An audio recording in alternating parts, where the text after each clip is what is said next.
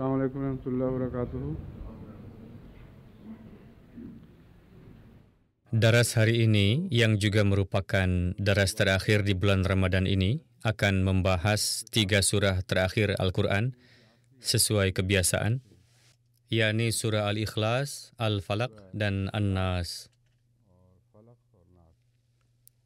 Namun pada tahun-tahun sebelumnya, lebih banyak waktu yang dihabiskan untuk daras, sedangkan untuk doa di akhir tidak mendapat banyak waktu. Kali ini menurut hemat saya telah menyebutkan referensi sebagian besar para mufassirin.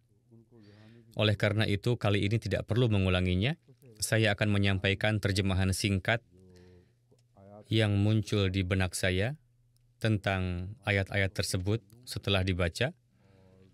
Untuk sisa waktu, saya akan fokus pada permohonan doa dan juga menyoroti tanggung jawab umum jemaat yang secara khusus penting untuk tahun ini. Huzur, suaranya kurang jelas. Kurang jelas? Bagaimana dengan Anda? Bagaimana dengan yang duduk di bagian belakang? Sekarang sudah jelas ya? Saya kira mungkin saja Anda yang tidak dapat mendengarnya. Semua orang bisa mendengar suara saya. Semua orang bisa mendengar suara saya sekarang? Baik kalau begitu. A'udzu billahi minasyaitonir rajim. Bismillahirrahmanirrahim. Qul huwallahu ahad. Allahus samad. Lam yalid wa lam yulad wa lam yakul lahu kufuwan ahad. Surah ini yang merupakan salah satu dari 3 surah terakhir Al-Quran dikenal sebagai surah Al-Ikhlas. Alasannya adalah karena tidak ada deskripsi yang lebih jelas mengenai keesaan Tuhan di seluruh Al-Quran seperti yang dijelaskan dalam surah ini.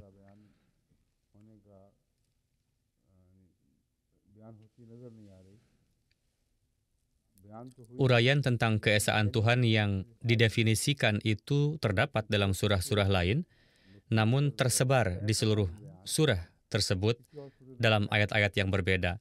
Namun tidak ada surat lain yang berisi uraian singkat namun sempurna secara konsisten tentang keesaan Tuhan seperti yang dijelaskan dalam surah ini. Jika dibandingkan dengan agama-agama lain, Anda tidak akan menemukan sedikit pun gambaran kualitas keesaan Tuhan dalam agama-agama lain seperti yang Anda temukan dalam Islam di sini. Agama-agama lain memang menyebutkan dan mendeskripsikan keesaan Tuhan dalam kitab sucinya, namun tidak ada agama lain yang memuat ajaran atau surah seperti Al-Ikhlas, seperti yang kita lihat dijelaskan di sini dengan cara artikulasi yang begitu sempurna, ekspresif, dan juga cara ini mencakup setiap aspek subjek dengan cara yang teratur, sambil menyangkal semua konsep yang bertentangan dengan keesaan Tuhan. Hadrat Masih Maud alaihissalam menantang semua agama lain dan berulang kali menyapa para penentang Islam dengan mengatakan bahwa Anda tidak akan bisa menghasilkan satu bab atau ajaran dari agama Anda yang dapat dibandingkan dengan bagaimana keesaan Tuhan dijelaskan di sini dalam surah Al-Ikhlas. Setelah pendahuluan singkat ini, saya sebelumnya telah menyebutkan pandangan para ahli tafsir sehubungan dengan surah ini sejauh yang mereka ketahui. Tafsir-tafsir tersebut didasarkan pada kata-kata ahad atau yang esa, somad, mandiri, semuanya bergantung kepadanya.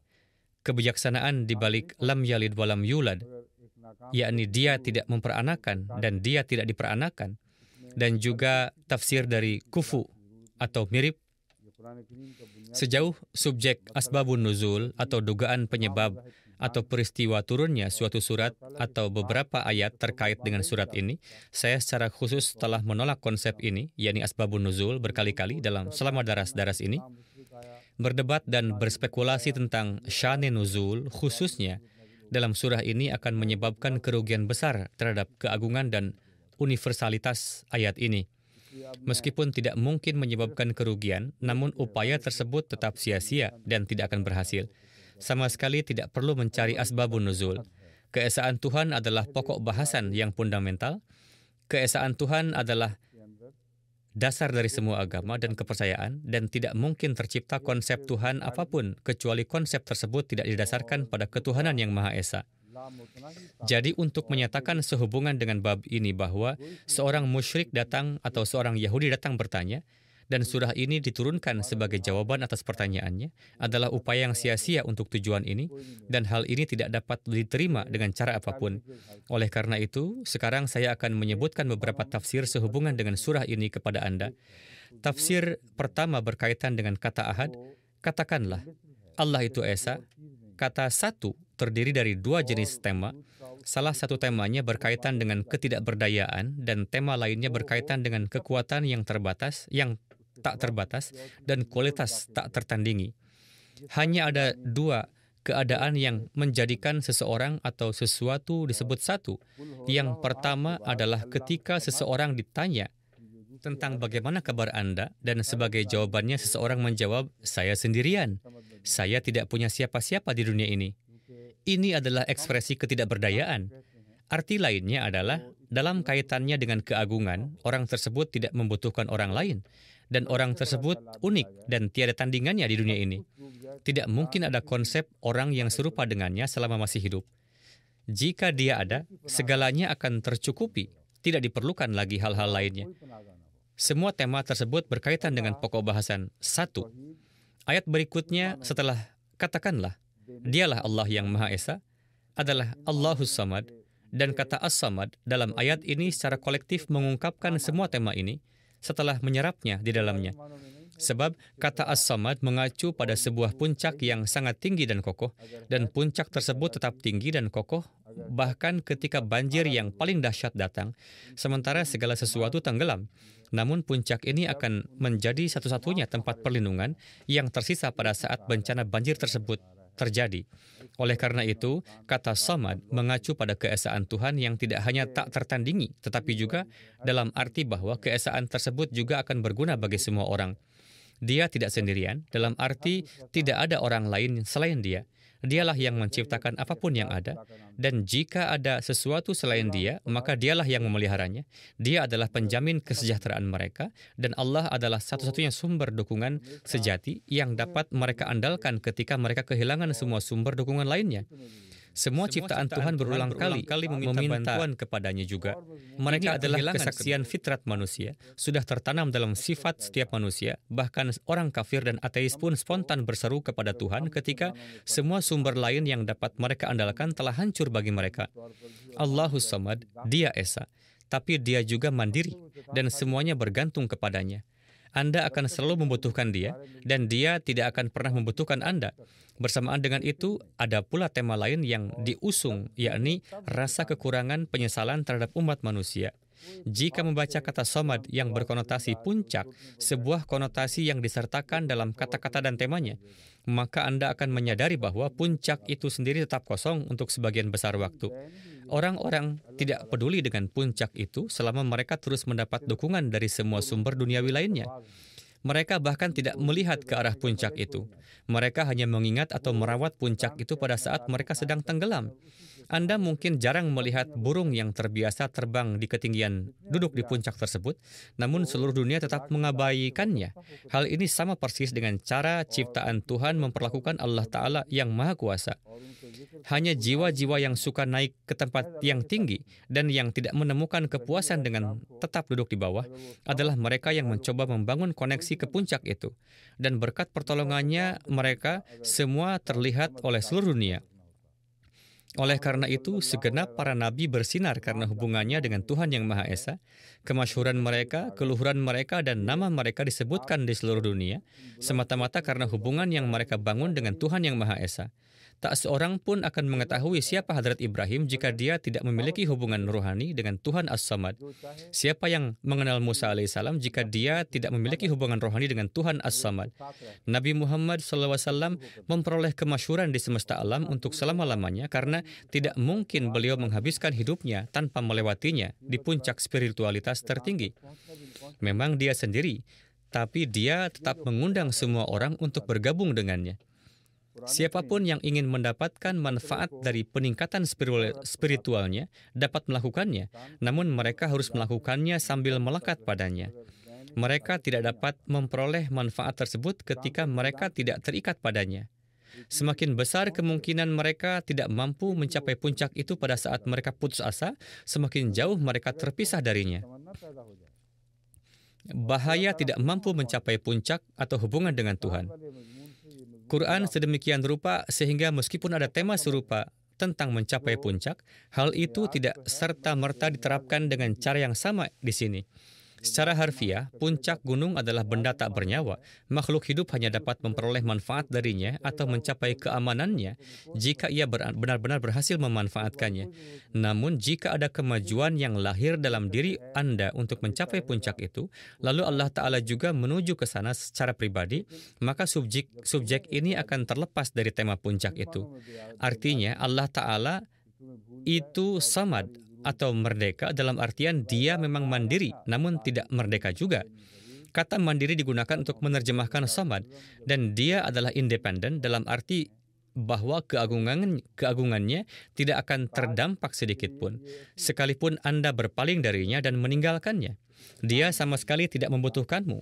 Dia akan tetap seperti yang telah dia lakukan selama-lamanya, dan tidak memerlukan Anda sama sekali.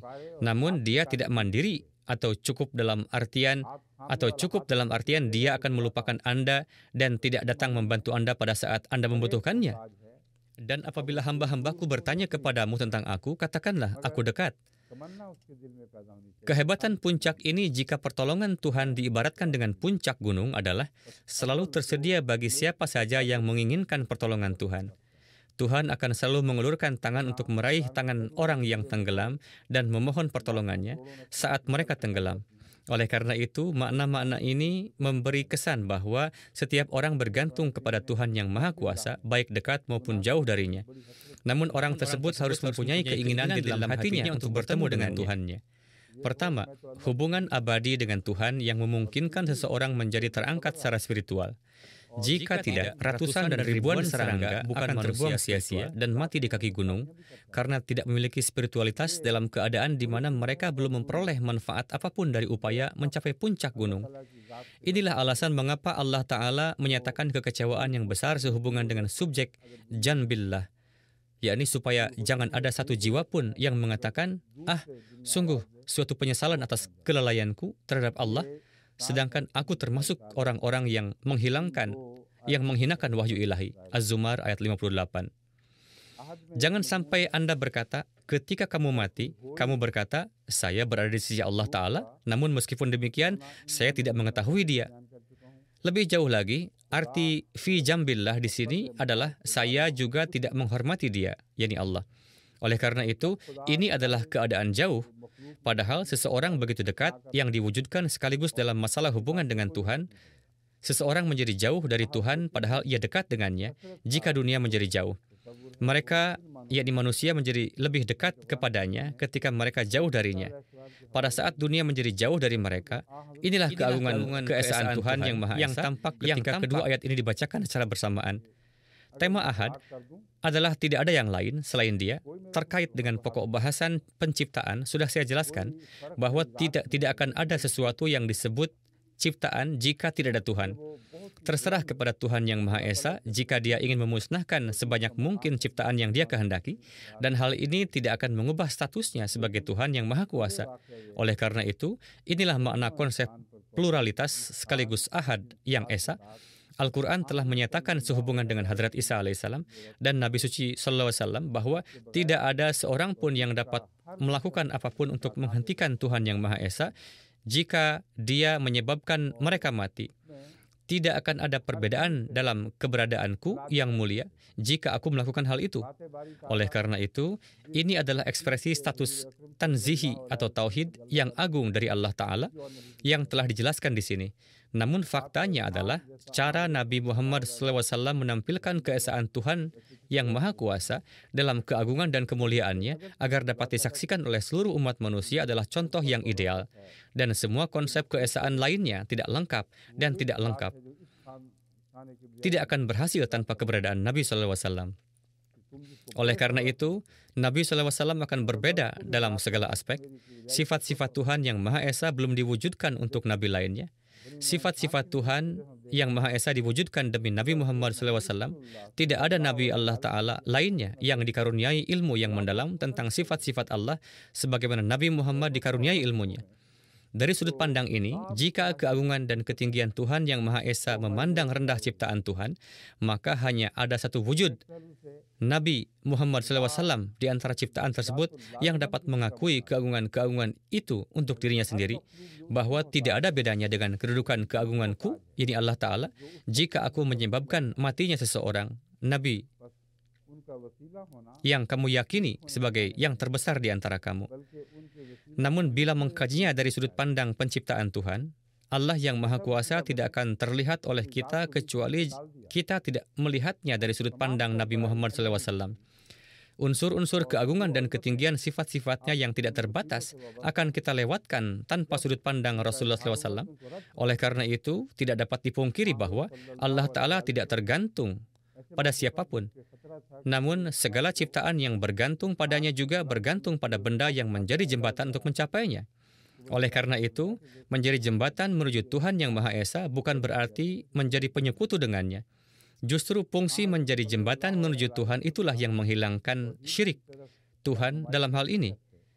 Nabi SAW menjadi jembatan menuju Tuhan dalam artian menghilangkan total diri dan sepenuhnya memuji Allah Ta'ala.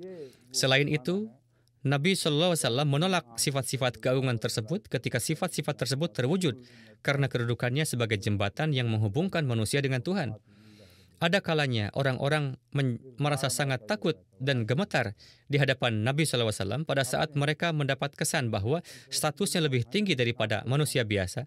Pada saat itu, Nabi SAW mengatakan kepada orang tersebut bahwa saya adalah orang biasa seperti Anda. Saya juga dilahirkan oleh seorang wanita sebagaimana seorang wanita melahirkanmu. Al-Quran menggambarkan bahwa Rasulullah mencapai suatu titik di mana dirinya tersingkir total dalam proses mengajak orang lain menuju keesaan Tuhan. Hal ini dijelaskan dalam Al-Quran sehubungan dengan Nabi SAW. Katakanlah, salatku, pengorbananku, hidup dan matiku, semuanya hanya untuk Allah, Tuhan semesta alam. Surah ke-6 ayat 163. Dan bukan engkau yang melemparkan meskipun kamu yang melempar, melainkan Allah lah yang melempar. Surah ke-8 ayat 18. Nabi suci SAW mengarahkan menuju keesaan Tuhan dengan cara yang begitu suci dan murni, dan dengan kehadirannya yang begitu indah, sehingga jalan menuju keesaan Tuhan terlihat melalui beliau. Hingga pada titik di mana kehadirannya yang indah seolah-olah telah menjadi kenyataan. Tak kasat mata dalam proses menunjukkan jalan menuju keesaan Allah. Oleh karena itu, makna keesaan Tuhan tetap utuh selama para nabi tidak menjadi penghalang dalam perjalanan keesaan Tuhan, namun tetap menjadi jembatan menuju kepadanya. Dan siapapun yang menjadi penghalang konsep keesaan Tuhan, maka bukanlah seorang nabi. Oleh karena itu, tema keesaan dan ketauhidan Tuhan diungkapkan dengan sikap Rasulullah SAW yang tidak diungkapkan melalui nabi lainnya. Selain itu, tidak ada kitab suci agama lain yang melindungi konsep keesaan Tuhan sebagaimana Al-Quran melindunginya dengan begitu rinci dan sering. Tidak ada kitab lain yang sering menyebutkan tentang keesaan Tuhan dan tanggung jawab manusia terhadap keesaan seperti yang terdapat dalam Al-Quran. Lam yalid walam yulad. Dia tidak memperanakan dan tidak diperanakan. Arti dari lam yalid adalah dia tidak melahirkan apapun secara fisik. Sebelumnya telah disebutkan bahwa dia adalah satu. Jika dia esa dan sendirian, lalu bagaimana dia menciptakan semua ini? Jika dia tidak melahirkan atau menyebabkan lahirnya sesuatu, ini berarti bahwa dia tidak melahirkan sesuatu yang serupa dengan dirinya melalui wujudnya sendiri. Artinya, keesaan Tuhan masih tetap utuh secara sempurna. Sebab inilah perbedaan antara ciptaan dan anak. Ciptaan tersebut mempunyai kemiripan dengan penciptanya, yang dapat dipandang sebagai tanda kemiripan dengan penciptanya, namun bukan persamaan dengan penciptanya. Sedangkan ciptaan tidak harus memiliki semua kualitas pencipta yang terwujud di dalamnya. Tanda-tanda pencipta yang mewujud melaluinya sudah lebih dari cukup untuk menandakan kemiripannya dengan penciptanya. Pencipta tidak pernah menciptakan sesuatu yang serupa dengannya. Beberapa seniman terhebat di dunia yang telah meninggalkan mahakaryanya, citra pada seniman tersebut memang sedikit selaras dengan karya mereka, namun tidak sepenuhnya sesuai dengan penampilan mereka sebenarnya. Seni mereka tidak memiliki otak, atau kemampuan untuk memvisualisasikan, atau kemampuan untuk mendengarkan. Juga tidak terdiri dari gaya kreatif luar biasa yang melaluinya seni itu diciptakan. Inilah perbedaan antara penciptaan dan kelahiran. Kelahiran terdiri dari ciptaan yang serupa dengan penciptanya. Kalau yang melahirkan bisa melihat, maka yang dilahirkan juga bisa. Kalau yang melahirkan bisa mendengar, maka yang dilahirkan juga bisa. Jika yang melahirkan mempunyai rasa pengertian, maka yang dilahirkan pun demikian.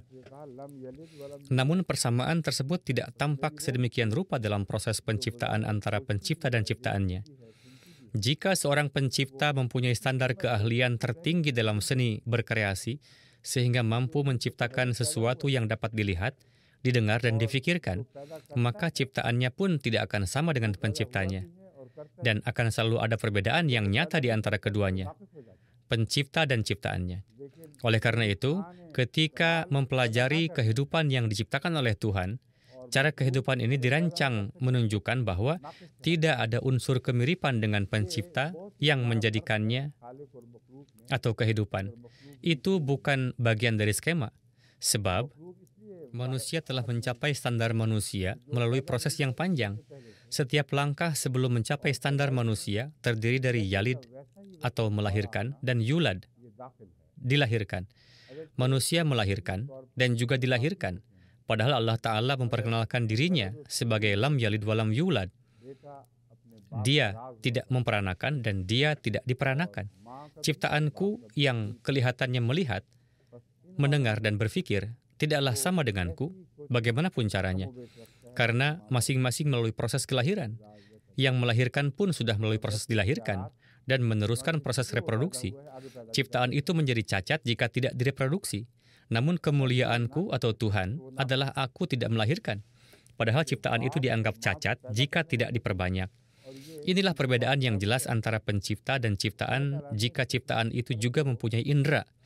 Alasan mengapa penciptaan tidak pernah dianggap ahad atau esa, karena sebelumnya juga ada ciptaan-ciptaan yang mirip dengannya, sedangkan proses kelahirannya juga mengandung unsur serupa untuk datang kembali ke dunia ini.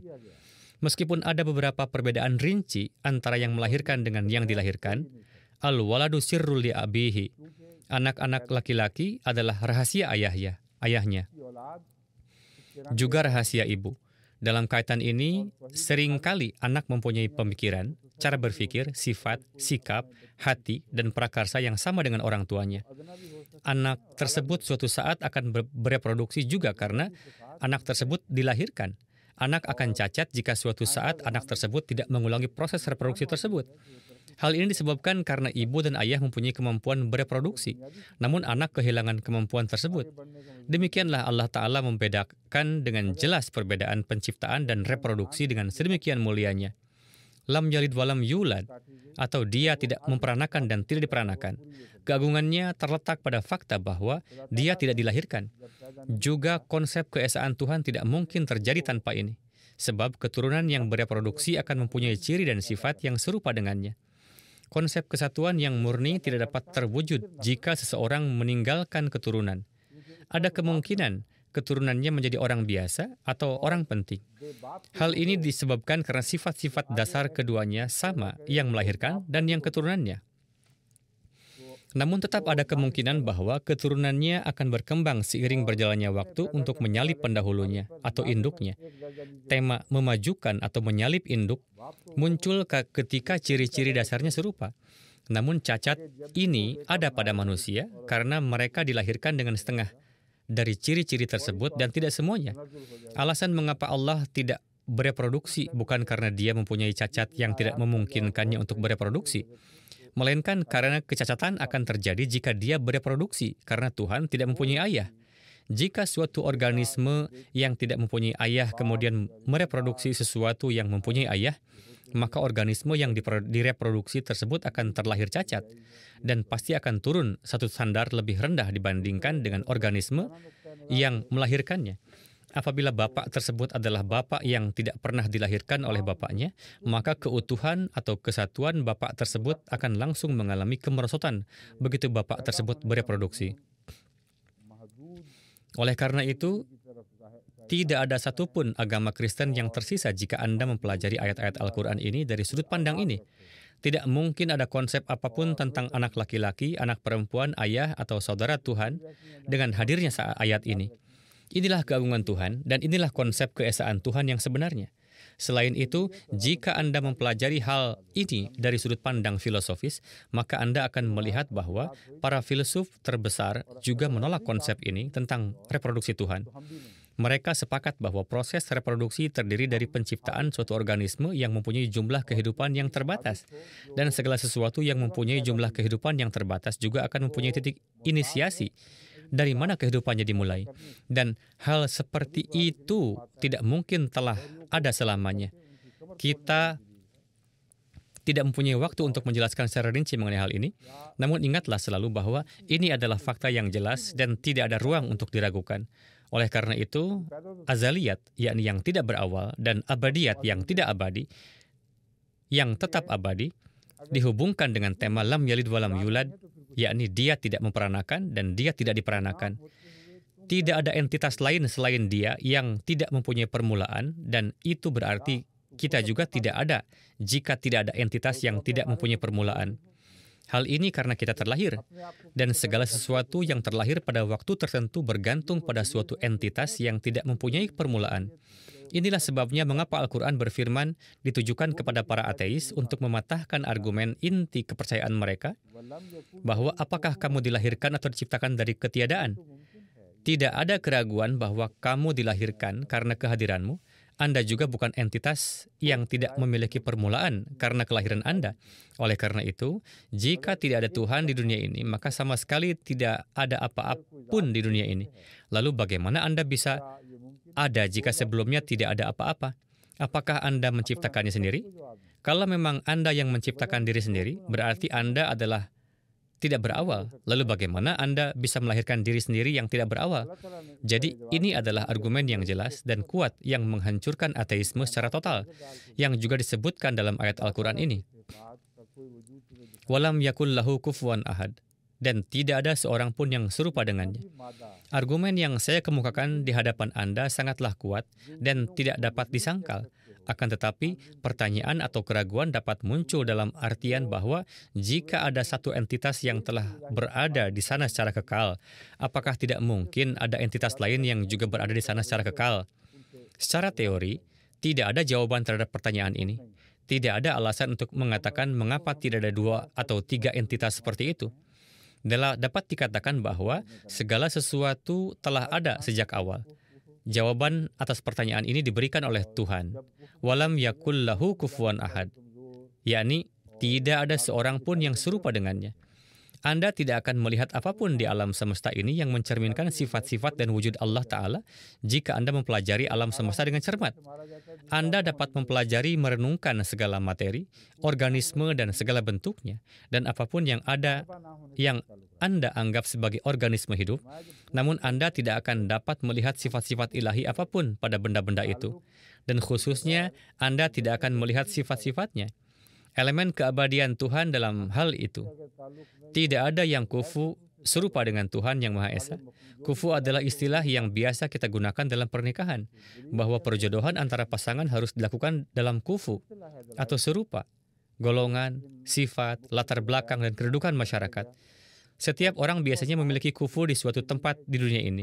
Jika perkawinan dilakukan dalam kufu yang sama, maka pasangan tersebut biasanya tetap bahagia bersama, meskipun mereka mungkin terlihat lebih rendah atau lebih lemah kedudukannya dari sudut pandang masyarakat. Pernikahan jika tidak kufu bisa menimbulkan masalah serius di kemudian hari. Salah satu dari keduanya dalam pasangan dapat menderita karena memiliki latar belakang yang lebih tinggi, dan yang lainnya menderita karena memiliki latar belakang yang lebih rendah. Tema Tuhan yang tidak memiliki kufu juga berhubungan dengan Tuhan yang tidak memiliki pasangan. Di sini dijelaskan bahwa Tuhan yang Maha Esa tidak mungkin melahirkan tanpa adanya hubungan fisik dengan pasangannya. Selain itu, keturunan apapun yang lahir melalui hubungan dengan apapun yang tidak kufu adalah cacat. Jadi argumen itu sendiri mempunyai argumen lain yang tersembunyi di dalamnya. Ada serangkaian argumen kuat yang diungkapkan dalam ayat-ayat ini, dan kufuan ahad adalah argumen yang sangat kuat yang tidak dapat disangkal. Silahkan perlihatkan segala sesuatu di seluruh alam semesta ini yang memiliki sifat-sifat yang sama dengan sifat Tuhan, jika hal itu benar-benar ada.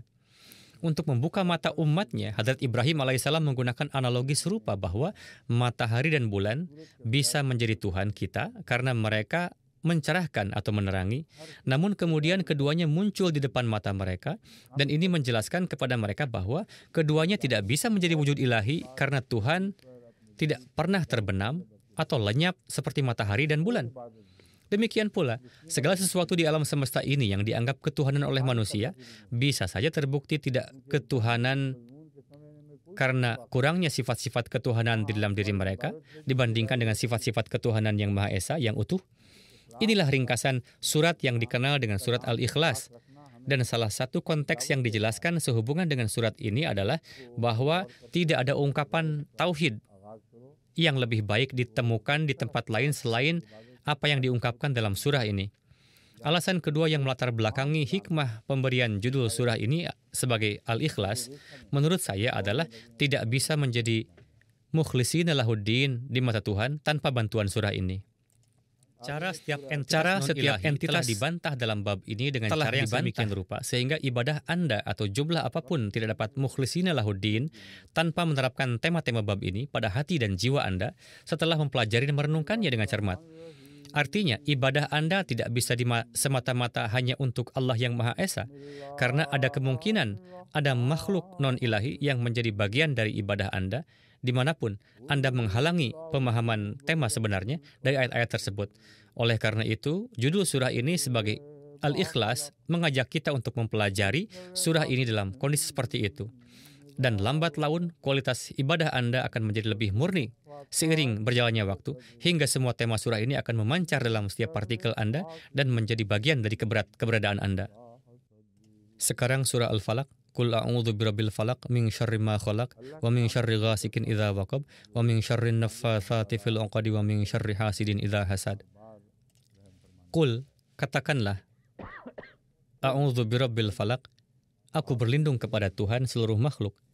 Ini adalah qul atau perintah yang selanjutnya diungkapkan setelah qul huwallahu ahad, atau katakanlah dia Allah yang Maha Esa yang berkaitan dengan subjek penciptaan. Qul, surah Al-Ikhlas yang pertama murni untuk mengingat Allah Ta'ala dan sepenuhnya menyangkal semua entitas ketuhanan yang palsu. Pertanyaan yang kemudian muncul adalah bagaimana manusia diciptakan setelah ia menolak semua entitas lain yang bukan Tuhan. Oleh karena itu, surah ini menjelaskan metode penciptaan Tuhan. Karena Dia itu Esa dan tidak ada seorang pun selain Dia, maka yang juga harus kamu ingat adalah bahwa Dialah penguasa seluruh makhluk, Dialah penguasa seluruh ciptaan. Anda harus terhubung dengan Dia sebagai ciptaannya. Engkau tidak dapat melakukan hal itu sebagai setara dengannya. Yang harus Anda pertahankan adalah status Anda sebagai abd atau hamba Tuhan yang utuh. Anda akan mempunyai hubungan dengan Sang Pencipta sejati selama Anda tetap sebagai seorang abd atau hamba. Dan hubungan dengan Sang Pencipta ilahi ini akan putus jika Anda tidak tetap sebagai seorang abd, dan akan mengakibatkan Anda dikucilkan dari perlindungannya. Oleh karena itu, deklarasi pertama adalah, katakanlah, aku berlindung kepada Tuhan seluruh makhluk. Aku berlindung kepada Tuhan yang Maha Pencipta segala sesuatu. Tuhan itulah yang juga menciptakan aku, dan karena Dia adalah ahad, maka segala sesuatu yang kita lihat selain kita juga diciptakan olehnya. Sebab status Allah sebagai yang ahad atau Esa tidak akan bertahan jika benda-benda tersebut tidak diciptakan secara serupa. Merupakan persyaratan alamiah yang sejalan dengan tema ahdiyat atau keesaan bahwa tema sentral surah Al-Falaq ini akan segera menyusul, yang artinya segala sesuatu adalah ciptaan yang maha kuasa, dan di antara ciptaan itu ada satu orang yang menyampaikan pengumuman ini. Mengapa orang tersebut tidak mencari perlindungan dari segala kejahatan sementara dikelilingi oleh segala jenis ciptaan? Karena jika semua ciptaan itu sempurna seperti Tuhan, maka jika mereka maha pengasih, maha penyayang, dan sesuai dengan semua sifat ilahi dan ketuhanan tertinggi yang dimiliki Allah Ta'ala, maka mereka juga akan menjadi Tuhan dalam arti tertentu. Dalam hal ini, tidak hanya ada satu Tuhan, namun akan ada banyak Tuhan. Akan tetapi, masing-masing dan segala sesuatu diberikan sebagian dari ketuhanan dan sebagian dari rahmat. Namun, semua hal ini tetap tidak lepas dari keburukan. Mereka masih mengandung beberapa unsur keburukan sebagai bagian darinya. Hal ini serupa dengan lebah madu yang diberi kemampuan untuk memberikan penyembuhan, namun juga untuk menyengat, yang pada kenyataannya merupakan bahaya beracun. Oleh karena itu, lebah madu ibarat pedang bermata dua yang mengandung obat dan bahaya. Setiap benda terdiri dari beberapa jenis cacat yang merupakan bagian alami dan mesti berkaitan erat dengan proses penciptaan. Ciptaan tersebut akan menjadi ahad jika ia terbebas dari segala jenis cacat. Dan hal ini akan menjadi klaim Allah sebagai ahad atau yang esa, sebagai klaim yang salah kalau begitu. Oleh karena itu, ayat ini telah menjelaskan dua pernyataan sekaligus. Pernyataan pertama yang harus Anda buat adalah bahwa Anda adalah ciptaan Tuhan, dan Anda tidak dapat melihat kesetaraan dengan Tuhan dari sudut manapun. Anda pasti akan condong ke arah kejahatan setiap kali karena ego pribadi Anda mengklaim diri Anda setara dengan Tuhan karena menjauhkan diri Anda dari Tuhan. Oleh karena itu, menghadaplah Allah sambil menjauhi keburukan. Inilah tema Fafirru ilallah, maka larilah kamu kepada Allah. Surah ke-51 Anda tidak aman di dunia ini. Setiap orang yang menentang Anda akan melakukan segala macam upaya untuk mengalahkan Anda. Segala jenis kekuatan di dunia ini beroperasi melawan Anda. Anda harus melakukan upaya ekstrim di dunia ini untuk membangun keberadaan Anda. Sementara Anda tidak memiliki kekuatan untuk melakukannya sebelum memasuki perlindungan yang maha kuasa dari segala kekuatan. Oleh karena itu, doa ini menyelesaikan permasalahan kelemahan yang melekat dalam persepsi sebagai ciptaan belaka. Katakanlah, aku berlindung kepada Tuhan para makhluk, aku melarikan diri menuju penguasa seluruh makhluk, aku tidak dapat memperoleh apapun jika aku lari menuju makhluk karena ciptaan itu bukanlah Tuhan. Sebenarnya, semua itu, yakni yang selain Allah, adalah entitas yang bergantung pada kebaikan Allah yang Maha Kuasa. Lalu mengapa saya tidak berlari menuju sumber kebajikan? Oleh karena itu, sebagai hasilnya, wajar dan perlu untuk mengajarkan doa ini, yakni, Qul a'udzu birabbil falaq. Arti dari falak adalah seseorang yang mengobrak-abrik sesuatu yang lama untuk menciptakan yang baru. Cahaya fajar yang meredup dari kegelapan malam memproyeksikan gambaran Rabbil Falak. Pembukaan kuncup benih memproyeksikan citra Rabbil Falak. Kelahiran manusia memproyeksikan citra Rabbil Falak. Segala sesuatu yang dilahirkan adalah bentuk falak, dan selalu ada bahaya yang menyertai proses kelahiran tersebut. Ada banyak kelahiran di dunia ini yang terlahir dengan cacat. Dokter menggunakan istilah cacat bawaan untuk kelahiran tersebut. Pada kesempatan ini pula, seseorang tidak dapat berlindung dari cacat lahir tanpa perlindungan dari Yang Esa yang memungkinkan terjadinya kelahiran. Dan dialah yang mengetahui rahasia batin dari proses kelahiran dan pengawas realitas halus yang melekat pada dirinya. Oleh karena itu, cacat pada ciptaan bukanlah cacat pada Tuhan Yang Maha Esa sebagai Sang Pencipta, namun cacat pada ciptaan terjadi karena berada dalam tabir rahmat Sang Pencipta. Namun, inilah alasannya dinyatakan wa min syarri ma khalaq wa min syarri ghasiqin idza waqab, dari keburukan makhluk yang diciptakan dan dari keburukan malam yang merajalela. Saya sudah menjelaskan tema ma khalaq, yakni pertanyaannya dari mana datangnya kejahatan-kejahatan ini. Ghasiq mengacu pada bulan dan juga malam atau kegelapan yang menyebar, menghilangkan semua sisa cahaya. Bagian paling gelap dari malam atau kegelapan total dikenal sebagai ghasiqin idza waqab. Ghasiq mempunyai banyak arti lain, namun bila disandingkan dengan waqab, berarti sesuatu yang menimbulkan kegelapan. Oleh karena itu, dikatakan keburukan ciptaan tidak bersifat pribadi, melainkan keburukan ciptaan ini lahir karena menjauhkan diri dari Tuhan Yang Maha Esa. Sama seperti malam yang disebabkan oleh menjauhkannya dari matahari, demikian pula kegelapan akan menutupi bumi dalam segala aspek setiap kali ada penghalang antara sinar matahari dan bumi. Baik itu karena awan atau badai cuaca yang parah. Ini bukan karena matahari mempunyai kekuatan untuk menciptakan kegelapan. Matahari tidak mempunyai sifat menciptakan kegelapan. Ia hanya mempunyai kekuatan untuk menerangi. Oleh karena itu, kegelapan adalah hasil dari keterpisahan dari matahari. Oleh karena itu, maksudnya di sini adalah bahwa mencari perlindungan dari kejahatan ciptaan harus dilakukan dengan pemahaman bahwa kejahatan tersebut tidak diciptakan oleh Tuhan yang Maha Kuasa. Justru makhluk di antara kamulah yang menjadi pemelihara kejahatan. Semakin mereka menjauhkan diri dari Tuhan, menjauhkan diri dari sifat-sifat zat Tuhan yang Maha Esa, sama dengan analisa final dan konklusif terhadap segala keburukan di dunia ini. Penipuan, pelanggaran, kejahatan, kekejaman, pembunuhan, semua kejahatan ini disebabkan oleh keterpisahan dari Tuhan. Oleh karena itu, ini adalah era yang sepenuhnya dikelilingi oleh kegelapan. Penyebarannya begitu luas hingga Al-Quran menyatakan, "Wal 'asri innal insana lafi khusr."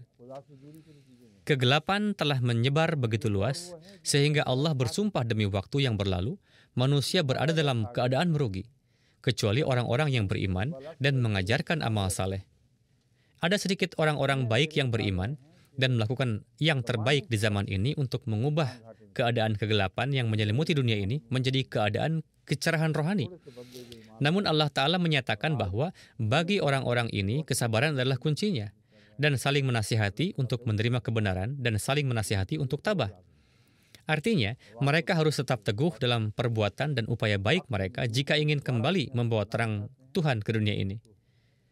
Dan doa A'ud menandakan bahwa tidak ada usaha manusia yang berhasil tanpa pertolongan Allah Ta'ala selama berada dalam perlindungannya. Tema ini termasuk dalam surah Al-Asr. Saya belum berusaha keras untuk menemukan ini. Yang dimaksud dengan watawasaw bil haq adalah orang-orang ini berusaha dengan pertolongan Allah Ta'ala. Mereka tidak dapat melakukan gerakan sekecil apapun tanpa pertolongan Tuhan. Oleh karena itu, mereka yang melakukan upaya untuk menyebarkan kebenaran, melakukannya dengan dukungan dari entitas yaitu kebenaran. Mereka mencoba menyebarkan kebenaran setiap saat dengan bantuan yang mereka terima dari kebenaran Allah. Orang-orang saleh ini melakukan upaya tersebut dengan ketabahan karena didikan kesabaran yang mereka terima dari Tuhan. Oleh karena itu, kajian terhadap ayat-ayat ini beserta tema-tema yang dibahas merupakan sebuah nasihat yang baik bagi para Ahmadi, yang tanpanya jemaat Ahmadiyah tidak akan berhasil. Jika jemaat Ahmadiyah tidak berhasil, maka tidak ada obat lain untuk mengatasi kejahatan yang telah menyebar luas di dunia. Oleh karena itu, Anda harus berdoa secara khusus untuk umat manusia itu sendiri saat berdoa. Terkadang ada rasa egois ketika kita menasihati untuk mendoakan Ahmadiyah, seolah-olah kita hanya memikirkan keutamaan keyakinan yang kita anut karena ego pribadi kita, seolah-olah kita hanya mementingkan keunggulan keyakinan agama dan aliran yang kita anut dan menggambungkan diri. Pola pikir seperti ini saat berdoa dapat menimbulkan cacat dalam doa Anda dan juga dapat menimbulkan penyakit dalam jiwa Anda yang memungkinkan kegelapan menguasai Anda. Sedangkan doa yang Anda panjatkan adalah, "Aku berlindung dari kejahatan malam yang merajalela. Aku berlindung dari setiap kejahatan yang menciptakan kegelapan." Oleh karena itu, Anda juga harus menjaga diri dari kejahatan ini. Alasan mengapa Anda harus berusaha mendoakan umat manusia adalah karena mereka tidak akan terselamatkan jika Anda atau Ahmadiyah tidak mendoakan mereka. Hal ini karena Anda, yakni para Ahmadi, sekarang adalah perwujudan ibadah sejati kepada Tuhan Yang Maha Esa. Itu karena hanya Andalah yang mewakili kebenaran. Bagaimana lagi nasib manusia zaman sekarang yang takdirnya telah disumpah oleh Allah Ta'ala bahwa manusia itu merugi? Jika Anda, yakni para Ahmadi, tidak mendoakan manusia. Oleh karena itu, hal ini sangat pasti, sehingga saya tidak pernah sekalipun meragukan bahwa dengan karunia Allah Ta'ala, Jemaat Ahmadiyah saat inilah yang bertanggung jawab atas keselamatan seluruh umat manusia. Kehancuran kita berarti kehancuran umat manusia. Jika kita bertahan hidup hanya untuk diri kita sendiri, maka tetap saja kita tidak akan ada gunanya bagi dunia. Kita harus bertahan hidup demi kelangsungan hidup dunia, dan hal ini tidak mungkin terjadi tanpa bantuan doa, karena arti bilhaq yang sama seperti yang saya jelaskan juga diterapkan di sini. Dari kejahatan malam ketika itu menyebar luas. Ya Tuhan Pencipta, kami berlindung kepadamu dari kejahatan makhluk-makhluk jahat yang telah terlepas darimu. Keterpisahan ini telah memungkinkan kegelapan menguasai dunia. Dan kegelapan yang membayangi ini mengakibatkan kejahatan menyebar kemana-mana. Kita melihat saat ini bahwa semua penyakit dan keburukan yang berhubungan dengan tema kegelapan memang telah menyebar ke seluruh dunia. Allah telah berfirman, "Wa min syarrin naffatsati fil 'uqadi wa min syarri hasidin idza hasad." Ini dan dari kejahatan orang-orang yang meniupkan perpecahan pada buhul-buhul ikatan persahabatan.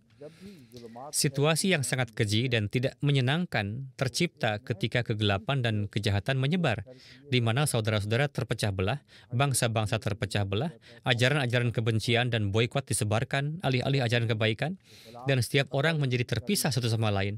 Hal ini juga merupakan salah satu bentuk kekejaman yang sudah merajalela di zaman sekarang ini. Tidak serta-merta dilakukan dengan sengaja karena mementingkan diri sendiri, melainkan juga terjadi secara tidak sengaja. Kita melihat bahwa negara-negara adidaya menguasai negara-negara kecil di dunia bukan karena kejahatan, melainkan karena niat mereka untuk menghancurkan dan memecah belah negara-negara kecil demi mempertahankan superioritas mereka. Oleh karena itu, apapun niatnya, mereka yang egois pasti akan memecah belah orang lain demi kelangsungan hidup mereka. Tema ini adalah taktik yang dijamin akan terjadi apapun yang terjadi. Divide dan rule adalah sesuatu yang tampaknya sangat mendasar, namun masyarakat atau negara yang menerapkannya tidak menyadari apa yang terjadi pada mereka saat hal itu terjadi. Masing-masing pihak yang terpecah merasa bahwa perpecahan itu menguntungkan mereka. Ini adalah persepsi kegelapan. Oleh karena itu, mereka yang terpecah belah adalah keturunan kegelapan, dan begitu pula mereka yang terpecah belah. Ini adalah situasi berbahaya yang Allah Ta'ala akan ajarkan kepada kita doa ini untuk mencari perlindungan darinya, yakni wa min syarrin naffatsati fil 'uqad, untuk membatalkan. Mereka menciptakan kemarahan, kebencian di antara negara-negara. Tidak perlu kami sebutkan semua penjelasan detailnya, cukup simak penjelasannya saja untuk hari ini. Pernyataan pengabulan doa-doa terdapat pada ayat berikutnya, yakni jika kalian berlindung kepada Sang Pencipta dari keburukan ciptaan, dari keburukan yang lahir akibat menjauhkan diri dari Sang Pencipta, dan jika kalian berlindung kepada Sang Pencipta untuk menjaga diri kalian dari setiap entitas kuat yang mempunyai kekuatan untuk memecah belah dan menghancurkan hubungan baik, maka kami jamin kesuksesan. Hal ini karena Allah Ta'ala telah mengajarkan doa, wa min syarri hasidin idza hasad. Ya Allah, peliharalah kami dari kejahatan pendengki ketika ia mendengki. Tidak ada keraguan bahwa mereka yang berhasil mengatasi rintangan tersebut, seperti disebutkan sebelumnya dalam bab ini, pasti akan menjadi makhluk luar biasa yang patut dicemburui. Situasi ini 100% terwujud dalam kasus Jemaat Ahmadiyah, dan jemaat telah menjadi tonggak universal dalam hal ini. Musuh Anda menunjukkan permusuhan kepada Anda hanya karena rasa iri. Mereka mengetahui dari dalam, dan mereka menyatakan secara terang-terangan secara lisan, dan telah menuliskannya dalam buku-buku mereka, bahwa orang lain selain pengikut Ahmadiyah menganut doktrin-doktrin yang jauh lebih buruk sebagai bagian dari keyakinan mereka dibandingkan doktrin-doktrin tersebut yang mereka sendiri anggap salah. Namun orang-orang ini masih belum memiliki sisa kehidupan. Mereka tidak menunjukkan tanda-tanda bertahan hidup. Inilah sebabnya mengapa mereka hanya menimbulkan rasa iri. Mereka belum terlindungi dari kejahatan, dan tidak ada seorang pun yang aman dari kejahatan mereka. Mereka semua adalah burung dengan bulu yang sama. Mereka bingung harus iri pada siapa dan kenapa harus iri. Oleh karena itu, satu komunitas yang menonjol dengan cara yang berbeda pasti akan menjadi komunitas yang patut dicemburui. Sesuai dengan ayat ini, tidak ada cara lain selain ini. Komunitas yang telah mendapatkan perlindungan dari Sang Pencipta dari semua kejahatan yang disebutkan di sini dalam bab ini pasti akan menjadi komunitas yang patut dicemburui. Allah Ta'ala telah berfirman bahwa kita tidak perlu khawatir ketika orang lain iri padamu. Allah akan tetap menjagamu ketika kamu tidur. Allah mengetahui siasat yang dilancarkan terhadapmu, sedangkan kamu tidak menyadarinya. Ucapkan doa ini pada waktunya, lalu tidurlah dengan nyenyak. Dan dari kejahatan pendengki ketika ia mendengki. Doa ini adalah jaminan kesuksesan secara bertahap, namun abadi. Anda akan memperoleh kesuksesan yang lebih besar setelah terlindung dari kejahatan para pendengki setiap kali Anda berlindung kepada Allah dari kejahatan mereka. Hal ini karena pihak pendengki masih dapat menimbulkan kerugian pada skema mereka, meskipun skema mereka tidak 100% berhasil. Oleh karena itu, pelarian kesuksesan tidak bisa menjadi jalur kenaikan yang jelas. Orang yang iri mencoba untuk sedikit menjatuhkan orang yang mereka iri ketika mereka berada dalam kemajuan. Dan mereka terus mencoba menjatuhkan mereka berkali-kali dalam proses itu. Ada beberapa orang yang hidupnya dihabiskan dalam proses fluktuasi ini, yakni sukses dan kemudian dijatuhkan kembali. Dan sayangnya, mereka tidak dapat mencapai apapun. Bangsa-bangsa yang telah dipermalukan dan yang tujuannya menjadi tidak murni, bagi mereka rasa iri menjadi suatu kesenangan. Mereka menjadi tidak mampu mengembangkan kualitas-kualitas tinggi dalam diri mereka karena rasa iri terhadap orang lain. Itu terdiri dari semua kejahatan dan keburukan yang Allah Ta'ala ajarkan kepada Anda untuk didoakan dan dilindungi darinya. Lalu bagaimana orang-orang malang seperti itu bisa bangkit menuju kesuksesan? Satu-satunya akibat dari penyakit-penyakit tersebut adalah kemunduran suatu bangsa. Oleh karena itu, orang-orang seperti itu ingin menekan kaki mereka di atas kepala orang lain agar mereka tetap tertunduk, sehingga mereka dapat terlihat lebih tinggi daripada orang-orang yang berada di bawah dengan berdiri tegak di atasnya. Skenario ini mirip dengan skenario yang dijelaskan dalam Al-Quran sehubungan dengan api neraka. Konon orang-orang ini tidak ingin orang lain melebihi darinya jika dirinya sendiri tidak bisa bangkit. Mereka ingin menonjolkan kaki mereka di atas orang lain untuk mendapatkan kepuasan karena merasa lebih besar dari mereka. Orang-orang seperti ini membawa rasa irinya kepada dunia ini ke dalam api neraka bersama mereka. Rasa iri yang menjadi alasan masuknya mereka ke dalam api neraka terus menjadi bagian dari diri mereka. Oleh karena itu, keadaan inilah yang harus kita hindari dengan sungguh-sungguh, agar kita juga bersih dari sifat buruk segala macam rasa iri, dan semoga Allah Ta'ala menjaga kita dari kejahatan segala jenis rasa iri, dan agar orang-orang yang terbakar dalam api rasa iri, mereka terus berkobar dari dalam pada saat kita sukses, sementara rasa iri mereka tidak membuat perbedaan sedikit pun bagi kita.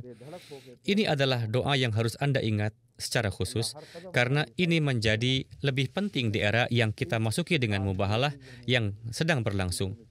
Kita harus sukses dan maju di era baru ini. Kemudian, kesuksesan dan kemajuan juga merupakan kisah kita di masa lalu, namun sekarang kita akan maju lebih jauh lagi. Semakin kita maju, semakin banyak pula tema liyaghiza bihimul kuffar, yakni dia bisa membuat orang-orang kafir terbakar amarah.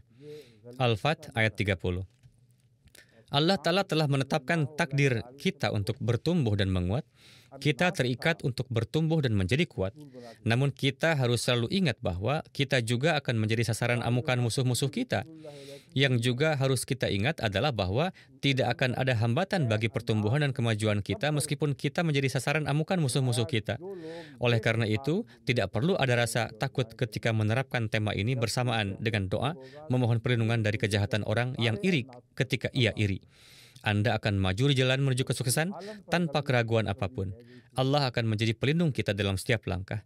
Namun kita harus selalu berdoa agar dilindungi sebagaimana yang telah diajarkan kepada kita dalam dua surah Al-Quran ini, Al-Ikhlas dan Al-Falaq. Surah An-Nas. Qul a'udzu birabbin nas, malikin nas, ilahin nas, min syarril waswasil khannas, alladzi yuwaswisu fi sudurin nas, minal jinnati wan nas. Ini juga terdiri dari janji yang belum pernah dibuat sebelumnya. Tema iri hati berkaitan dengan tema penaklukan. Rasulullah SAW diutus ke dunia ini sebagai Nabi atau Inni Rasulullah ilaikum jami'a. Sesungguhnya aku adalah utusan Allah bagi kamu sekalian. Oleh karena itu, dijanjikan bahwa ketika orang-orang ini maju ke depan dengan sifat-sifat positif spiritual sebagaimana dijelaskan dalam ayat-ayat ini, mereka tidak akan berhenti dalam misi mereka sampai mereka menaklukkan seluruh umat manusia di tengah rasa iri yang menumpuk terhadap mereka. Kabar gembira penaklukan seluruh dunia disebutkan di sini dalam ayat ini. Qul a'udzu birabbin nas, malikin nas, ilahin nas. Ketuhanan atas umat manusia adalah tanggung jawab Allah Ta'ala. Bukan Anda yang akan menjadi Tuhan. Anda harus selalu tetap rendah hati, seperti saat Anda diberikan kemenangan atas dunia. Jangan menganggap diri kalian sebagai penguasa dunia pada saat itu, karena bangsa-bangsa besar sebelumnya yang hancur dan kalah adalah karena mereka telah melakukan kesalahan dengan menganggap diri mereka sebagai penguasa dunia. Sebagaimana Fir'aun pernah berkata, "Akulah Tuhanmu yang terhebat." Oleh karena itu, ini adalah peringatan di samping kabar gembira yang diungkapkan. Mengungkap rahasia bagaimana mempertahankan kesuksesan yang merupakan hasil dari kabar gembira. Ingatlah selalu bahwa Anda tidak boleh menganggap diri Anda sebagai Tuhan di samping kesuksesan yang tak terelakkan yang akan dihasilkan dari kabar gembira ini. Allah adalah Tuhan atas orang-orang yang ditunjuk untuk kalian jaga. Allah adalah Tuhan yang benar, dan Allah dan Anda adalah umat manusia atau ciptaannya. Oleh karena itu, berusahalah untuk mempertahankan sistem ketuhanan dan kedaulatan Allah, membangun sistem ekonomi yang akan menghilangkan kesulitan dan penderitaan yang dihadapi manusia karena situasi ekonomi mereka. Hal ini karena kalian adalah wakil dari Tuhan manusia di zaman sekarang ini. Kalian sendiri bukanlah Tuhan manusia. Kemudian dinyatakan Raja manusia, bahwa kamu juga tidak boleh menganggap dirimu sebagai Raja. Allah adalah Raja yang Esa dan Tunggal, namun kejayaannya akan dizahirkan melalui Anda. Oleh karena itu, ingatlah selalu bahwa kamu sedang dititipi oleh Tuhan yang Maha Esa setiap kali kamu menerima kerajaan apapun. Ingatlah selalu bahwa Raja sejati adalah Allah, dan Anda harus melakukan hal yang persis sama seperti yang dilakukan Allah, atau ingin melakukan atau menyatakan bahwa Dia akan melakukan ketika mewakilinya sebagai Raja. Pada bagian akhir disebutkan, ilahin nas. Ini adalah tahap terakhir dari ketakutan psikologis akan bahaya yang mungkin dihadapi oleh seorang beriman. Fir'aun yang sama, yang mengaku sebagai penguasa dunia, yakni aku adalah Tuhanmu, yang terbesar, juga mengaku sebagai dewa, seolah-olah mengatakan, aku tidak melihat siapapun selain aku sebagai Tuhan. Fir'aun pasti ingin tampil sebagai Tuhan karena dia menganggap dirinya sebagai penguasa dan raja. Inilah bahaya yang kita temui di sebagian besar negara di dunia saat ini. Pandangan sekilas ke seluruh dunia akan menunjukkan bahwa negara-negara ini telah mengambil langkah demi langkah di jalur kejahatan dalam mengklaim diri mereka sebagai Tuhan. Dinyatakan bahwa Dajjal akan mengaku sebagai Tuhan dan memberi rezeki kepada orang-orang yang bersujud di hadapannya, dan tidak akan memberi rezeki kepada mereka yang tidak bersujud di hadapannya, meskipun mereka berada dalam keadaan yang sangat terdesak. Bahaya keinginan untuk dianggap sebagai Tuhan adalah bahaya atau konsekuensi alami yang terlihat di seluruh dunia. Ketika bangsa-bangsa tampil sebagai Rabbun Nas atau penguasa umat manusia dan Malikin Nas atau raja umat manusia, maka mereka pasti ingin disembah juga. Mereka tidak menerima keinginan atau tangisan orang yang tidak sujud di hadapannya, terlepas dari seberapa besar harga diri yang dimiliki orang-orang tersebut, sampai mereka tidak tunduk di hadapan negara adidaya sedemikian rupa sehingga mereka melupakan prinsip-prinsip mereka dan melupakan kesetiaan mereka kepada bangsanya sendiri. Negara-negara yang lemah inilah yang dieksploitasi oleh negara-negara adidaya agar mereka merasa dipuja oleh negara-negara inferior. Mereka melakukannya dengan menyia-nyiakannya secara total. Negara-negara adidaya ini tidak pernah menjadi alat pendukung bagi negara-negara kecil ini. Mereka tidak pernah benar-benar berdiri di belakang mereka. Oleh karena itu, apa yang dapat Anda lihat di negara-negara dunia ketiga ini hanyalah pemujaan mereka terhadap Amerika Serikat, suatu bentuk pemujaan serupa yang biasa mereka lakukan untuk Rusia di masa lalu. Mereka juga menyembah negara lain. Nyatanya, pemujaan terhadap negara lain menjadi semakin intensif. Semua drama yang dibuat oleh negara-negara ini tidak lain hanyalah pemujaan terhadap negara adidaya. Oleh karena itu, dinyatakan di sini dalam Al-Quran bahwa Anda telah ditetapkan sebagai pemimpin di dunia ini untuk membebaskan Anda dari kemalangan ini. Anda memulai perjalanan Anda dari surah Al-Ikhlas, melewati surah Falaq, dan sekarang Anda telah mencapai tahap surah An-Nas ini, sebuah tahap di mana seluruh dunia kini iri terhadap Anda. Oleh karena itu, sifat iri hati ini ada bahayanya, namun Anda juga akan diberi pahala yang besar begitu Anda terhindar dari bahaya rasa iri tersebut. Sehingga pahala tersebut akan menimbulkan bahaya batin. Anda mungkin akhirnya melakukan tindakan bodoh dengan menganggap diri Anda sebagai penguasa sejati dan raja umat manusia. Dan dalam tindakan ketidaktahuan ini, Anda juga akan merasakan kepuasan karena disembah baik Anda mengatakannya secara terbuka atau tidak, sambil menolak mereka yang tidak menyembah Anda. Ini adalah rintangan bahaya terakhir yang akan menjadi alasan kematian atau kehancuran terakhirmu. Dan ini juga merupakan alasan mengapa surah An-Nas ditempatkan tepat di akhir, karena cara Nabi Suci SAW menjelaskan tafsir Al-Quran secara rinci tentang kehancuran umat manusia di akhir zaman yang terdokumentasi dengan baik dalam riwayat Nabi SAW. Gambaran tentang manusia yang dimaksud oleh Nabi SAW adalah gambaran yang dijelaskan di sini dalam pengertian ini. Ketika seluruh umat manusia akan memiliki kekuasaan atau atas ketuhanan, kerajaan, dan memproyeksikan diri mereka sebagai Tuhan, saat itulah mereka akan dimusnahkan dari bumi ini oleh Allah Ta'ala. Saat itulah tema keesaan Tuhan kembali terwujud dengan semangat baru. Inilah saatnya Tuhan yang Maha Esa akan tetap ada, dan semua dewa palsu akan dilenyapkan. Tuhan-Tuhan palsu seperti yang dijelaskan oleh Rasulullah SAW adalah kejahatan umat manusia. Oleh karena itu, Anda akan memahami konteks hadis atau riwayat ini jika Anda ingat kejahatan apa yang menyebabkan Anda berlindung kepada Allah Ta'ala. Inilah keburukan-keburukan yang akan menggerogoti dan menghancurkan seluruh sifat-sifat kemanusiaanmu yang baik jika kamu tidak memanjatkan doa memohon perlindungan kepada Allah Ta'ala. Dan tidak ada solusi lain selain Allah Ta'ala menutup pintu orang yang memproyeksikan dirinya sebagai Tuhan, Raja dan penguasa rakyat. Oleh karena itu, ini adalah doa yang luar biasa dan sejalan dengan tema-tema yang disebutkan sebelumnya yang membantu melindungi seseorang dari akibat akhir yang menghancurkan. Sekarang kita akan beralih ke bagian berikutnya dari agenda hari ini, di mana kita akan mengikuti kebiasaan kita yang sudah mapan dalam berfokus pada doa. Kita juga tidak punya waktu untuk membaca daftar panjang permohonan doa. Hal ini karena saya ingin menyampaikan Anda berbagai doa Rasulullah SAW dan Hadrat Masih Maud alaihissalam. Cara saya melihat hal ini adalah tidak mungkin daftar panjang nama individu tidak tercakup satu demi satu dalam doa kita jika kita memperpanjang doa terakhir yang kita panjatkan.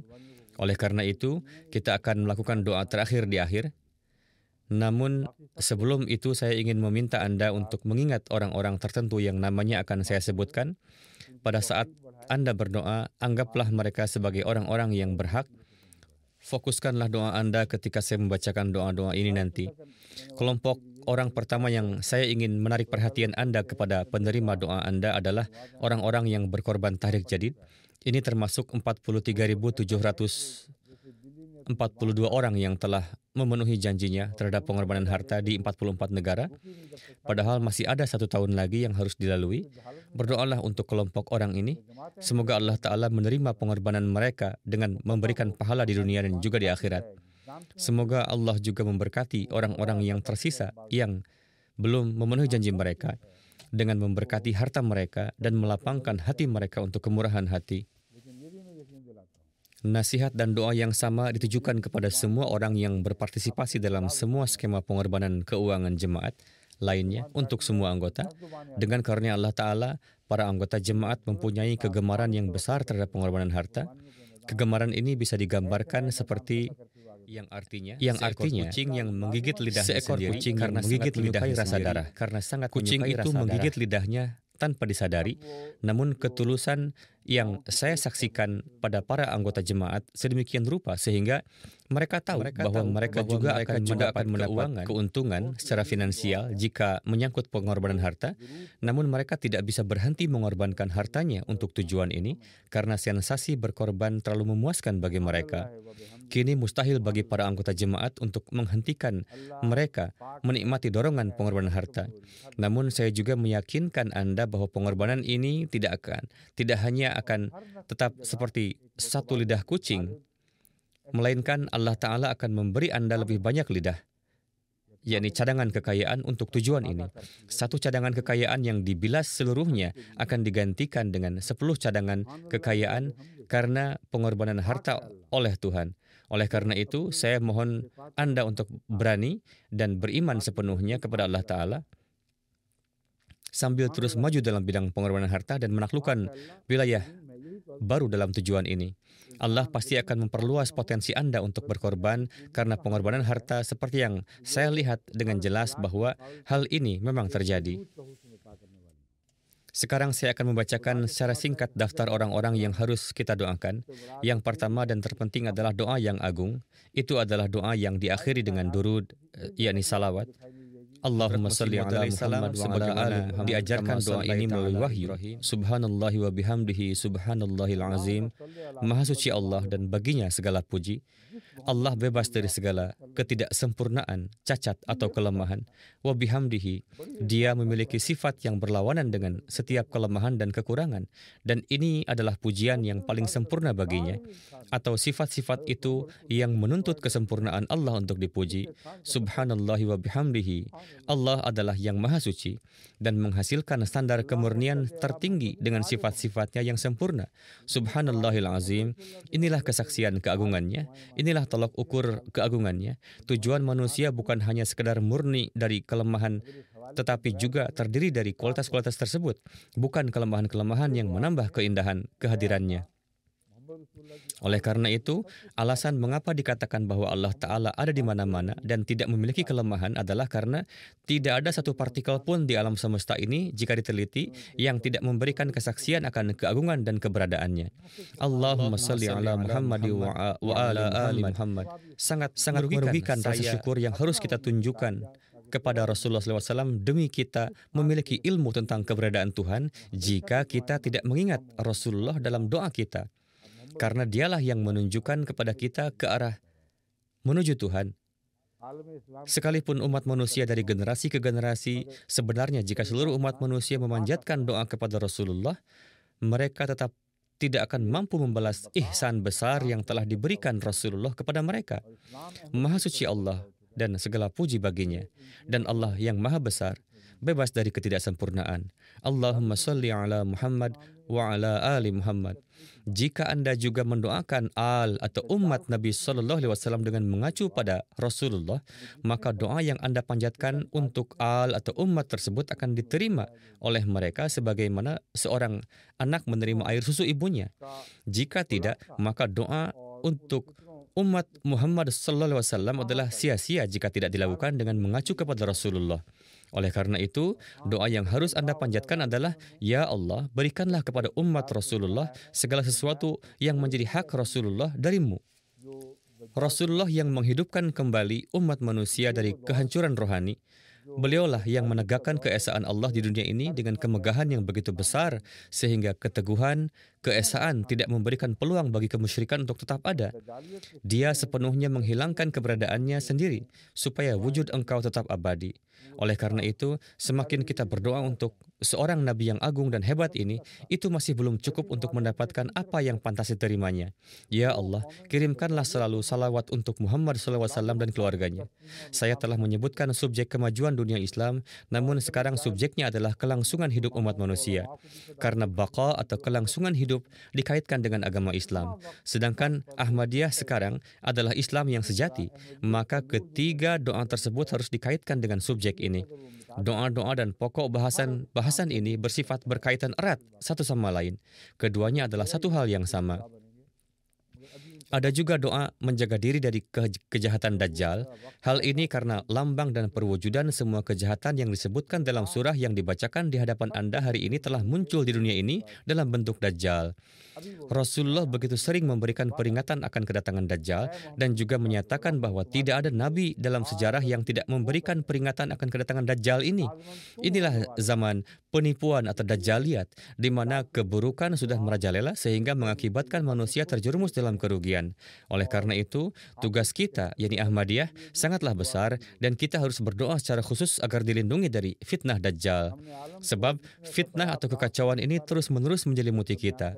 Anda bahkan tidak menyadari bahwa negara-negara yang menjadi agen Dajjal pastinya berupaya menimbulkan kerugian bagi jemaat kita, bagi jemaat ketika jemaat Ahmadiyah maju atau mencapai kesuksesan di dunia ini. Kadang-kadang mereka mengerahkan ulama-ulama bodoh untuk menimbulkan masalah bagi jemaat atau menggunakan cara-cara lain untuk menimbulkan masalah-masalah tersebut.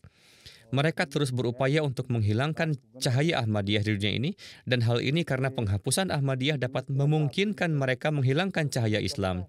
Karena Ahmadiyah adalah cahaya Islam yang sebenarnya, hal ini kemudian memungkinkan mereka menjadi penguasa kegelapan. Namun waktunya belum tiba. Seluruh bagian dunia akan ditutup ketika waktunya tiba. Tuhan-Tuhan palsu yang mereka sembah akan menyebabkan mereka semua tenggelam bersama mereka. Waktunya belum tiba. Saat ini kita telah dijanjikan oleh Allah Ta'ala bahwa wahai hamba Muhammad SAW, wujud keimanan yang sejati pasti akan terjadi melalui kalian. Kalianlah yang pasti menang. Oleh karena itu, ingatlah aspek-aspek ini ketika berdoa agar terlindung dari fitnah atau kekacauan Dajjal, dan Anda juga memerlukan doa ini untuk menjaga diri dari kedengkian para pendengki. Semua bahaya yang mengancam perdamaian dunia ini telah saya sebutkan secara rinci. Semua itu telah saya sebutkan selama penyampaian tafsir Al-Quran di hadapan Anda. Kita harus cepat dan siap untuk menyebarkan Islam, dan kita harus memenuhi kewajiban kita untuk tujuan ini. Kita harus mendoakan para wakaf zindagi dan wakaf finau. Semoga Allah Ta'ala memberi mereka kesempatan untuk memenuhi harapan mereka, dan berdoa agar hidup mereka dikhususkan untuk tujuan Allah Ta'ala, dan berdoa agar kekotoran dunia tidak mencemari keikhlasan mereka untuk tujuan ini. Kita harus berdoa semoga Allah Ta'ala memenuhi persyaratan mereka, dan Allah pasti memenuhi persyaratan mereka. Jika syaratnya tidak terpenuhi, maka kita harus introspeksi diri dan mencari tahu apakah ada kekotoran yang menodai niat kita, yang mengakibatkan Allah Ta'ala tidak memenuhi syarat kita. Tidak mungkin Allah Ta'ala mengabaikan kebutuhan Anda. Ketika manusia lalai lalu untuk mengajarkan kepada umat manusia atau untuk memahamkannya, terkadang Allah Ta'ala menarik tangan rahmat-Nya. Oleh karena itu, inilah kenyataan yang harus diterima oleh para pewakaf, dan juga menyadari bahwa keberhasilan mereka saat ini dan masa depan bergantung pada pemahaman akan hal ini. Kita juga harus mengingat para syuhada, juga keluarga mereka yang dipenjara demi dakwah Allah. Mereka adalah orang-orang yang masih menghadapi kesulitan ekstrim. Mereka mengalami kesulitan yang luar biasa dan tidak terbayangkan. Ada orang-orang celaka di dunia ini yang melontarkan tuduhan terhadap para Ahmadi dan ingin agar mereka digantung karena orang-orang tersebut diduga melakukan kejahatan beribadah kepada Allah dan menyatakan kesaksian La ilaha illallah. Mereka mengabdi pada Islam sambil menyamar sebagai Muslim. Kasus-kasus konyol seperti ini sedang digugatkan terhadap para Ahmadi. Saya akan menyebutkan satu contoh. 4 orang Ahmadi dipenjara di Miyawali sejak tanggal 23 November tahun 1993. Anda semua tahu betapa buruknya kondisi cuaca di Pakistan, juga kondisi kotor dan berbahaya yang merupakan bagian dari penahanan di Pakistan. Kita mempunyai seorang yang duduk di sini di depan kita dan menghabiskan 10 tahun di penjara. Beliau adalah saksi dari kesulitan-kesulitan yang sangat berbahaya yang mana Allah Ta'ala melindunginya dan memberikan taufik kepadanya untuk bertahan hidup. Kejahatan yang diduga dilakukan oleh mereka tingkat yang tinggi di Pakistan, sehingga para pengikut Ahmadiyah berusaha untuk mencari keadilan bahkan dari Mahkamah Agung. Namun para hakim terlalu takut untuk memberikan putusan yang adil, karena keadilan berarti bahwa para hakim tidak dapat memberikan keadilan. Keputusan tersebut harus menguntungkan kelompok Ahmadiyah, dan mereka, yakni para hakim, kemudian harus menghadapi kemarahan para ulama Islam ekstremis. Mereka masih mempunyai hati nurani ketika mengambil keputusan, karena mereka berpikir bahwa akan sangat kejam bagi para Ahmadi jika mereka memberikan keputusan yang merugikan mereka. Oleh karena itu, mereka, yakni para hakim, melakukan hal terburuk yang ketiga, yaitu terus-menerus menunda putusan. Padahal menunda keadilan tetap merupakan suatu kekejaman. Para hakim dengan sengaja menghindari masalah ini dan meneruskannya ke tempat lain, tidak peduli seberapa keras kita mencoba memperjuangkan kasus mereka di pengadilan yang lebih tinggi untuk menemukan penyelesaian atas situasi mereka. Namun mereka tidak memberikan keputusan yang lengkap dan final mengenai masalah tersebut. Muhammad Riyaz Sahib termasuk di antara 4 orang Ahmadi yang dipenjara. Kesehatannya cukup menurun, dia menjadi tua dan lemah, namun sungguh menakjubkan melihat orang-orang yang dipenjara jalan Allah Ta'ala ini tanpa ragu-ragu memberikan jaminan dan dorongan kepada kita setiap kali kita mengirimkan pesan dukungan dan solidaritas kepada mereka. Mereka memberitahu kita dengan mengatakan, Anda tidak perlu khawatir, kami baik-baik saja. akan lebih menyakitkan jika Anda khawatir, yakni huzur. Biarkanlah kami di bawah pengawasan Tuhan. Allah Ta'ala menunjukkan kepada kami tanda-tanda indah kesabaran dan ketenangan. Ini adalah tanda-tanda yang datang dari langit, dan jeruji penjara tidak dapat menghalangi tanda-tanda itu bagi kami. Ini adalah pesan yang terus-menerus mereka sampaikan kepada kita, namun kita terdorong untuk membawa mereka keluar dari kesulitan yang mereka alami. Bagaimana seorang ibu dapat merasa tenang jika anaknya menderita kesakitan, namun mengatakan kepada ibunya untuk tidak perlu khawatir? Mustahil bagi kita untuk tidak mengkhawatirkan orang-orang yang lemah dan tidak berdaya ini. Penderitaan mereka adalah penderitaan seluruh komunitas Ahmadi di seluruh dunia. Dan penderitaan ini diubah menjadi doa bagi orang-orang ini. Ingatlah selalu bahwa orang-orang yang berkorban di jalan Allah Ta'ala inilah yang telah memberikan kontribusi terbesar dalam mewujudkan semua pahala dan kesuksesan yang kita raih saat ini. Mereka telah menjadi sumber terbesar bagi seluruh dunia untuk memetik hasil dari pengorbanan mereka. Ingatlah keempat individu ini dalam doa Anda. Semoga Allah memberi mereka kebebasan seperti bagaimana Allah Ta'ala melalui berkah keistimewanya memberikan taufik kebebasan bagi para napi di jalan Allah Ta'ala di Montgomery, yakni Sahiwal, Pakistan, dari situasi yang hampir mustahil. Ada juga Chaudhry Anwar Sahib dari Rajanpur. Begitu pula banyak orang lain yang mengalami kesulitan. Ada juga Muhammad Iqbal Sahib dari Narang Mandi, Pakistan. Nama-namanya banyak sekali. Namun ada beberapa yang sudah saya sebutkan dan sebaiknya Anda ingat semuanya dalam doa khusus yang Anda panjatkan di akhir Ramadan. Selain itu, teruslah mendoakan mereka setelah Ramadan. Ada juga para janda, yatim piatu, mereka yang berada dalam keadaan putus asa, dan mereka yang terlilit hutang, mereka yang terjebak dalam kasus-kasus palsu yang bersifat duniawi juga, dan mereka yang digeledah oleh pencuri dan bandit yang tanpa malu-malu berkeliling, membual tentang kejahatan mereka. Tidak ada tempat perlindungan dan keamanan yang tersisa bagi siapapun di Pakistan. Kita sering menerima kabar terbaru tentang para Ahmadi yang dirampok seperti setiap hari. Hal ini membuat Anda bertanya-tanya bagaimana keadaan negara-negara lain dalam situasi sulit ini, mengingat Ahmadiyah adalah minoritas dibandingkan dengan negara lain. Inilah kenyataannya. Perdamaian tidak lagi ada dimanapun di Pakistan. Para bandit dan pencuri adalah orang-orang yang menguasai negeri ini. Dan merekalah yang mengumumkan bahwa kami telah menyebabkan revolusi dengan menaklukkan tempat ini. Perhatikan bagaimana kami membangun masa depan yang lebih baik untuk Anda. Kita tidak tahu bagaimana langit akan bereaksi terhadap klaim mereka ini. Yang kita tahu adalah bahwa langit akan terbuka dengan hujan darah jika doa kita tidak dikabulkan atas negara Pakistan.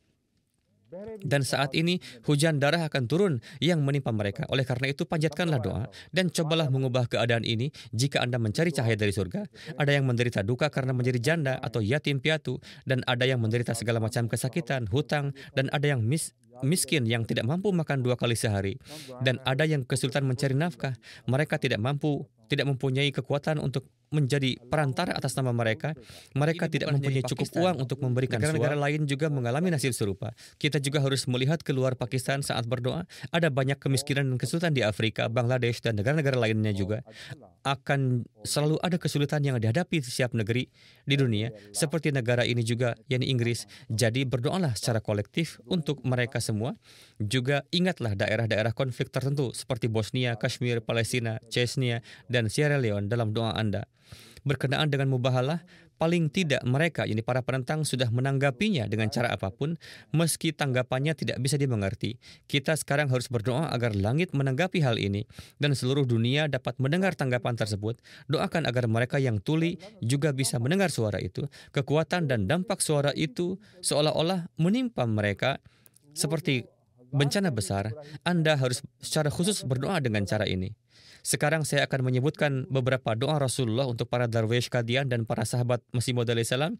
Kita umumnya mengingatnya dalam doa-doa kita. Saya akan tetap menyebutkannya sekali lagi. Allahumma inni a'udzubika an azilla au udalla au azlima au uzlima au ajhala au yujhala alayya. Ya Allah, aku berlindung kepadamu agar aku tidak menyesatkan orang lain atau aku disesatkan oleh orang lain, agar aku tidak menyesatkan orang lain atau membuat aku berbuat salah, agar aku tidak mencaci maki atau mencaci orang lain, dan jangan sampai aku menjadi sasaran kebodohan orang lain.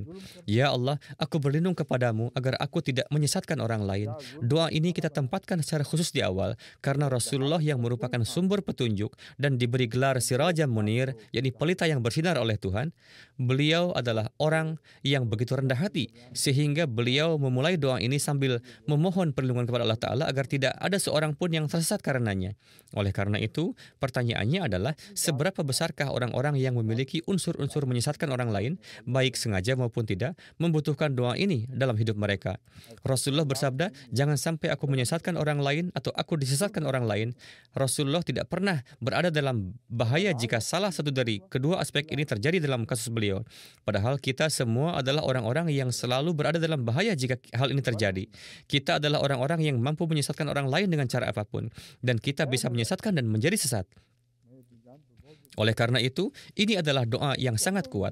Kemudian dinyatakan, aku berlindung kepadamu agar aku tidak menyebabkan orang lain melakukan kesalahan atau membuat aku melakukan kesalahan, agar aku tidak mencaci maki orang lain atau dianiaya, dan agar aku tidak bertindak bodoh atau orang melakukan suatu kebodohan terhadapku.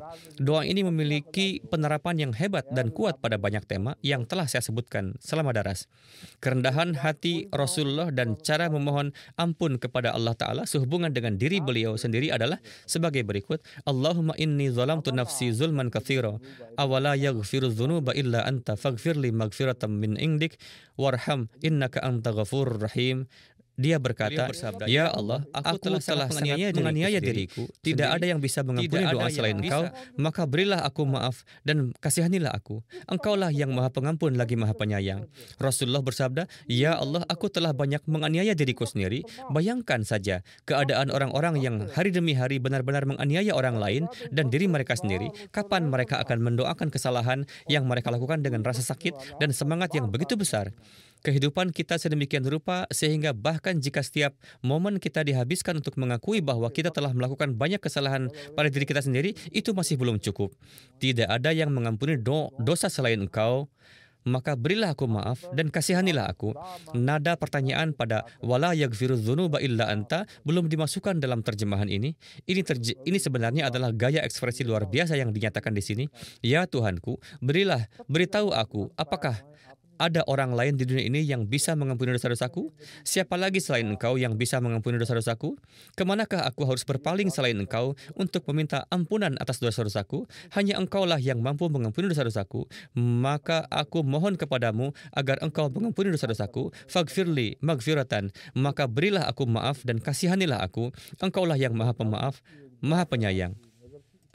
Karena kita tidak mempunyai banyak waktu tersisa untuk hari ini, saya ingin membahas beberapa doa Hadrat Masih Maud Islam sehubungan dengan hal ini. Semua tema ini juga disertakan dalam doa-doa ini. Sebelum memulai doa terakhir, ada satu doa yang bertema memohon pertolongan pada Allah Ta'ala. Sifat luar biasa dari Nabi SAW adalah bahwa beliau adalah orang yang memohon doa dengan standar tinggi, namun beliau selalu mengapresiasi doa para nabi sebelumnya yang telah diberitahukan oleh Allah Ta'ala kepada beliau, bahwa nabi-nabi tertentu biasa memohon doa seperti itu, dan beliau akan selalu merujuk pada nabi itu, dan setiap kali beliau mengutip doanya dan tidak akan pernah mengutipnya dari dirinya sendiri. Hal ini juga menunjukkan kerendahan hati Rasulullah, seolah-olah beliau mengatakan kualitas yang saya nyatakan adalah kualitas orang yang saya kutip. Rasulullah sangat menyukai doa yang biasa dipanjatkan oleh Hadrat Daud alaihissalam. Hal ini dikarenakan Hadrat Daud memanjatkan doa untuk memohon kecintaan Allah pada dirinya. Dan jika ada orang lain yang memuji sesuatu yang sangat Anda sayangi, maka Anda akan kutip juga orang yang memuji kekasih Anda itu dan memberitahu orang lain dengan mengatakan, lihat, dia juga memuji seperti saya. Oleh karena itu, bahwa dalam konteks inilah Nabi SAW mengutip doa ini. Yang ingin saya sampaikan adalah bahwa ungkapan ini bukan karena Rasulullah mengambil bimbingan dari Hadrat Daud alaihissalam dalam hal ini, melainkan beliau memperhatikan beberapa kualitasnya pada Nabi lain, yakni Hadrat Daud alaihissalam, dan Nabi tersebut mengungkapkan beberapa kualitas tersebut agar dunia dapat melihatnya. Oleh karena itu Rasulullah mengatakan kepada dunia, lihatlah ke arah Nabi ini, beliau juga mengatakan atau melakukan sama seperti saya. Dalam Tirmizi, Abu Darda radhiyallahu anhu meriwayatkan bahwa Rasulullah bersabda bahwa Hadrat Daud biasa berdoa seperti ini, ya Allah, aku memohon kepadamu cintamu, cinta orang-orang yang mencintaimu, dan amalan yang membuatku meraih cintamu. Ya Allah, jadikanlah cintaku kepadamu lebih dicintai dari diriku. hartaku, keluargaku, dan dari air dingin.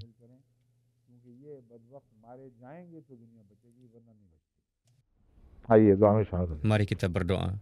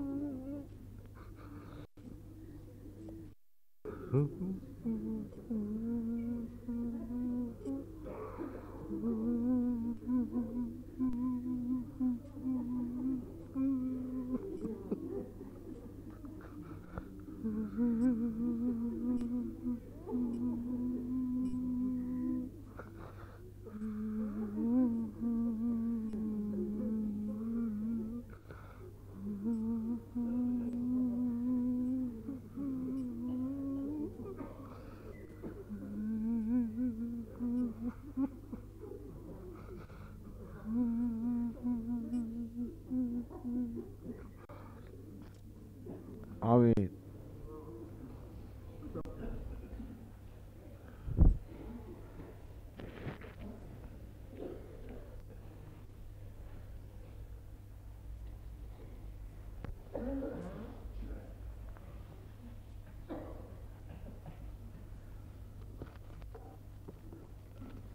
ले लें बाकी इसमें से इंशाल्लाह आइंदा साल काम आएंगे।